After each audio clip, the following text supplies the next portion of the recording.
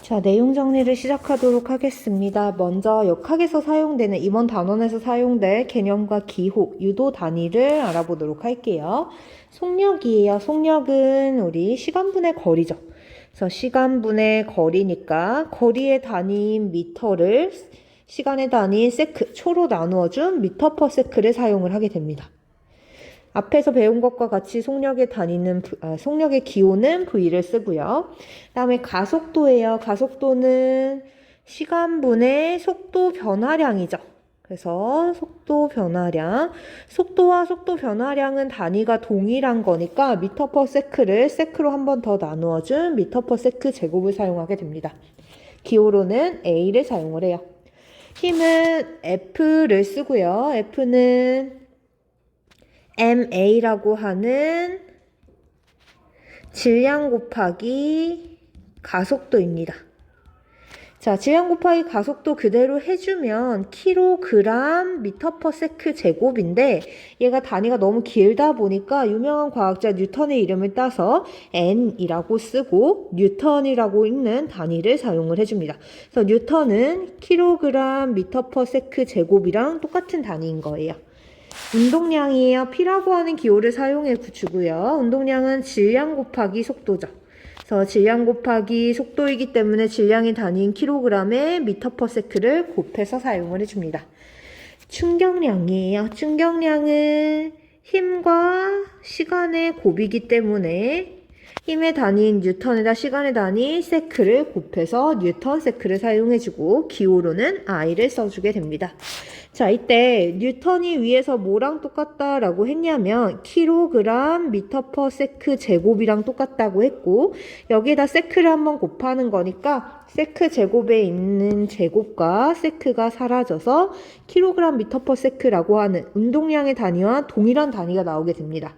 우리는 뭐를 알고 있냐면 충격량이라고 하는 애가 운동량의 변화량과 동일하다라는 걸 알고 있으니까 어차피 단위도 똑같아야 되는 건 거죠. 자, 첫 번째 배울 내용은 관성이에요. 관성이라고 하는 건 물체가 운동 상태를 유지하려고 하는 성질이고요. 당연히 질량에 비례를 하게 됩니다. 그래서 질량이 크다라는 건 무슨 뜻이냐면 관성이 크다라는 뜻이고 관성이 크다는 건 운동 상태를 유지하려고 하는 성질이 크다라는 거죠. 그래서 질량이 클수록 운동 상태가 쉽게 변하지 않는다라는 걸 알 수가 있습니다.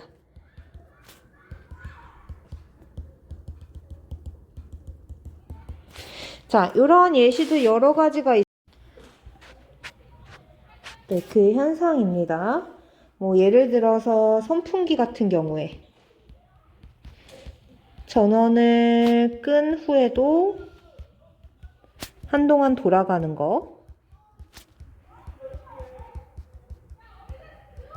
그 다음에 또 안전벨트가 필요한 이유.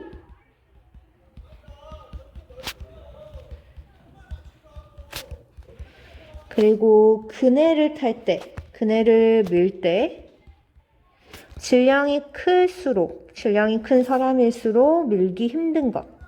운동 상태가 쉽게 바뀌지 않기 때문이죠. 그리고 또 뭐가 있을까요? 뭐 달리기 선수가 결승선을 통과해도 바로 멈추지 못하는 것. 이런 것들. 그 다음에 뭐 버스 같은 경우에 급 출발하거나 급 정지할 때 몸이 기우는 현상. 이러한 다양한 예시들 우리 같이 만들어 봤었어요. 이게 다 관성에 의한 현상들이고요. 이제 본격적으로 운동량이 뭐인지를 한번 알아보도록 할게요. 운동량이라고 하는 건 운동 상태나 규모를 알려주는 물리량이고요. 기호로는 P를 사용을 합니다. 운동량의 정의는 질량과 속도의 곱이에요. 그래서 질량과 속도의 곱으로 물리량을 표현을 하게 됩니다. 그 다음에 제목의 두 번째 물리량인 충격량입니다. 물체의 힘을 작용해서 운동 상태를 바꿀 때 가한 충격의 정도의 힘과 시간의 곱이에요. 즉 충격량은 I라고 하는 기호를 쓰고 가한 힘, 이때의 힘은 계속 변할 수 있기 때문에 보통은 평균 힘이라고 얘기를 해주고요. 곧 얘를 충격력이라고도 불러줍니다. 그래서 평균 힘, 충격력 같은 말이라고 생각을 해주시면 돼요. 그래서 힘과 힘을 가한 시간의 곱으로 충격량을 표현을 해요. 이때 충격력이 일정 시간 가해진다는 건 무슨 뜻이냐면 힘이 일정 시간 가해진다라는 거고, 힘이 일정 시간 가해지면 힘의 정의 자체가 운동 상태를 변화시키는 원인이기 때문에 당연히 운동 상태인 속도의 변화가 나타나게 됩니다. 그러면 속도는 어디에 들어가 있냐면 운동량에 들어가 있기 때문에 속도가 변화한다는 건 곧 운동량이 변화한다는 뜻이에요. 그래서 충격력이 일정 시간 가해지는 충격량이 발생을 하면 충격량에 의해서 운동량의 변화가 발생을 하는 거기 때문에 충격량과 운동량의 변화량은 같은 물리량인 거예요. I와 델타 P는 같은 물리량인 겁니다. 위에서 기호를 얘기할 때도 운동량 변화량과 운동량과 충격량의 단위가 동일했던 게 이 이유 때문이었어요. 자, 여기서도 그래프가 나오기 때문에 그래프를 좀 분석할 수 있어야 되는데요. 우리가 다룰 그래프는 힘, 시간 그래프입니다. 그래서 힘, 시간 그래프예요. 그래프를 만나면 축을 먼저 확인하고 의미를 찾아줘야 되는데 우리가 시간분의 힘이라고 하는 건 제가 딱히 가르쳐 드린 적이 없어요. 그러면 얘는 관심 있는 대상이 아닌 거고, 그러면 우리 힘이 일정할 때 그래프 먼저 그려보도록 할게요. 힘이 일정하면 이런 식으로 그래프를 그릴 수가 있겠죠. 그러면 우리 그래프 아래 면적은 가로 곱하기 세로, 즉 힘 곱하기 시간이 되는 거고, 힘과 시간의 곱을 우리는 충격량이라고 불러줬죠. 그래서 그래프 아래 면적을 구하면 충격량의 값을 구할 수가 있습니다. 이때 충격량이라고 하는 건 운동량의 변화량과 위에서 똑같다라고 얘기를 했으니까 우리가 여기에서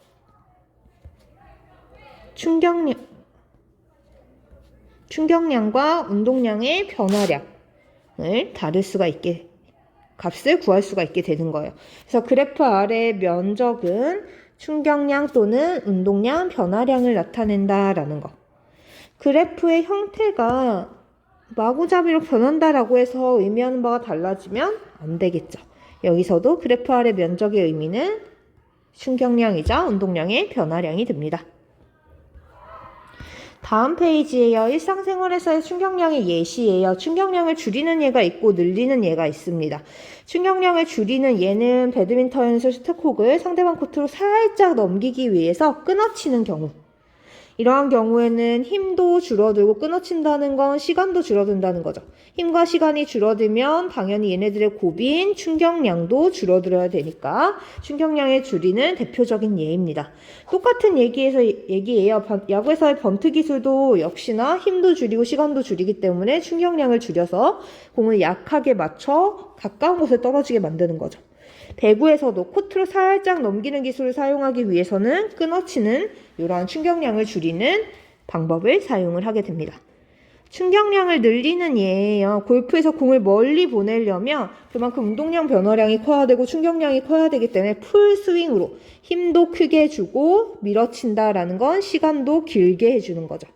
그래서 이렇게 되면 힘과 시간을 모두 다 늘려주기 때문에 충격량을 크게 해주는 예시가 되는 겁니다.